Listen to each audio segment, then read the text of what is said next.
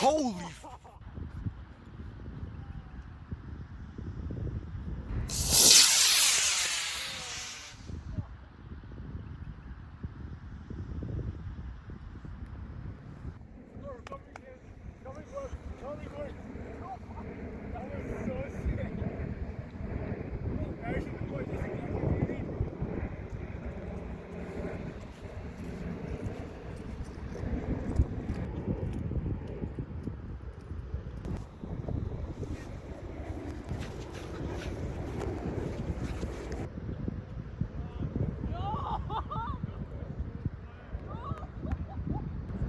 Alright, so that was the launch. So the approach I took into building my first ever modeled rocket was that I broke it down into two steps. The first step being the design assembly of all the parts and components that constituted my modeled rocket, and the second step being the simulation test. Now the simulation test involved understanding the stability of my rocket to make sure it had the right vertical alignment throughout the course of the flight, and also understanding what kind of rocket engine configuration might best suit my rocket in. Now, speaking specifically in terms of the parts that I use for my model rocket, I think I'll probably break it down into two subgroups once again. The first one being the parts that I bought off shelf or online in this case, and the second one would be the 3D printed CAD design components that I made using this CAD software called SolidWorks. So what were the parts that I bought online? Well, the first one was the body tube, probably the most important part of the rocket. It weighed about 40 grams, had a vertical height of about 18 inches, I had an inner diameter of about 2.56 inches. I believe the material used in this case was high quality or premium quality craft paper.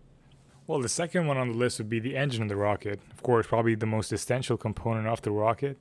The one which I picked over here was the D12-3 rocket engine because I'd done a couple of simulation tests on this simulator platform called Open Rocket Simulator, and that happened to be the most ideal pick for me.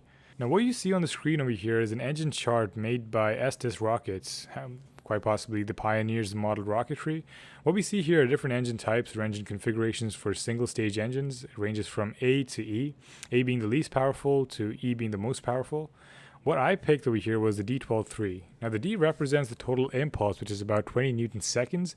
12 happens to be the average thrust of the rocket engine, and 3 happens to be the time delay. We also have a couple of other parameters that we could look into. For example, the maximum lift weight, which is about 396 grams. Our rocket weighed about 232 grams, so it was definitely going to lift off, which is great. We also have other interesting things to look at, like thrust duration, which is about 1.6 seconds. It's basically how long the ignition lasts for in the rocket before moving to the time delay phase. That right there is the savior of the rocket. Now, without the parachute, the rocket would have come plummeting down to planet Earth from about an altitude of 470 feet and would have shattered into a couple of pieces, or quite a lot of pieces, I'd say. Now, the parachute in this case had a diameter of about 15 inches, had about a mass of 12 grams. It was made out of nylon and was part of the recovery phase. It was deployed after the time delay, of course. It was also attached to the notch on the nose cone. If you look closely, it was kind of tied at the end of it. Other recovery tools included the shock cord and the wadding paper. Now, the wadding paper happened to play a very pivotal role in protecting the parachute from the fumes of the ejection discharge right after the time delay from the rocket engine. Now, the job of a wadding paper is to act as an insulator and protect the inner tube of the rocket from any sort of fumes that is produced by the rocket engine during the discharge. I believe the ingredients that the wadding paper comprises of are boric acid and sodium bicarbonate, which happens to be baking soda. Now, talking about the CAD components, well, the first thing I designed was the nose cone. I used the design of a parabolic ogive nose cone with a K-prime value of 1, and the design turned out to be pretty awesome. I used SolidWorks to design the component, and it took about 12 hours approximately to print this work of art. Well, the final product was really cool. In terms of the dimensions of the nose cone, it weighed about 67 grams. It had a vertical upper length of 19 centimeters, and the shoulder length was about 3 centimeters, so approximately about 22 centimeters, give or take. And yeah, that was the nose cone.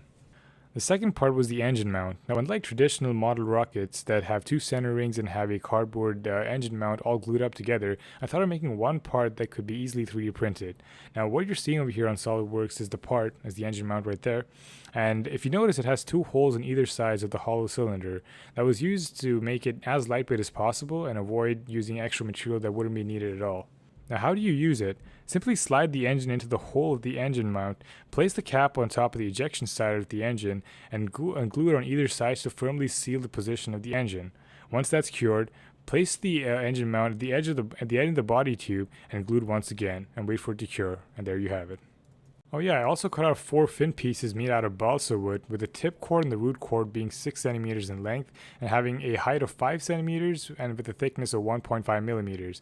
I also printed out this fin alignment piece in order to perfectly align all 4 fins on the exterior of my body tube. And finally, the launch lug. Now the launch lug is used to vertically align the rocket on the launch pad and give it a straight path of flight for the first couple of milliseconds right after ignition. Alright, we're down to the last part of the project, the simulation. So what you're seeing right here is Open Rocket Simulator. It's a software that you can use to design your own model rockets to ensure stability and try out different rocket engines. So what we have here is basically the virtual design of the rocket that we just shot up in air. So we have a stability of 1.97, which is not too bad, 1.97 caliber. Ideally, you'd want to have your stability range from 1 to 2. You don't want it to be too stable or not stable at all. So this is a good point. 1.97 worked out pretty well for us. Now, what you see here is the center of gravity, which is this small soccer ball looking dot. And this red dot is the center of pressure. You always want to make sure that your center of gravity is ahead of your center of pressure. And the farther the distance, the better in a sense. But don't make it too stable though. So some of the measures that I took to increase the stability of the rocket was to add 4 fins at the back, the trapezoidal fins, and add a payload. I didn't speak about this before in the video, but I did added a 20-gram payload to the tip of the nose cone just to keep it more stable. What else do we have? Yeah, so what are you seeing in this rocket right now? So we have a trapezoidal fin. We have 4 of them set up here. We have the D12-3 engine set up at the back. We have the mount, the engine mount. We have the launch lug. We have the wadding paper right here. We have this squiggly line, which is the shock cord. Should actually go to the back. I'm not sure why it doesn't keep going. Anyway, it doesn't matter. We have our parachute, and we have the beautiful nose cone that you see right here, which took about 12 hours to print. We have our 20-gram payload, and right here is our body tube. You know what? This view looks kind of boring. Let's make it look really nice. Hold on, check this out. Look at this, man. Beautiful, eh? Let's try to move this around. Look at this beauty. Look at that. Look at that. So cool, eh? In terms of our flight simulation, well, I've done quite a lot of simulations. I don't know why it's just showing me fire right now. Anyway, so these are some of the parameters that you could check out.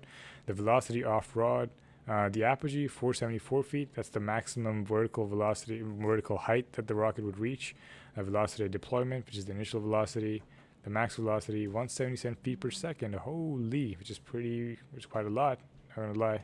Maximum acceleration, 12.6 Gs. Time of apogee from 0 to the maximum height. You got the flight time and ground hit velocity. Now this time is not accurate because we had measured it to be 26 seconds, and that was probably because of the weather, or probably a concept called weathercocking, which might have done something to the time altogether. All in all, this rocket did work out well. The simulation was quite precise in terms of its calculations. Now I'll probably proceed and show you the slow motion of the launch, which is actually pretty cool. For now, take it easy. That's basically this project.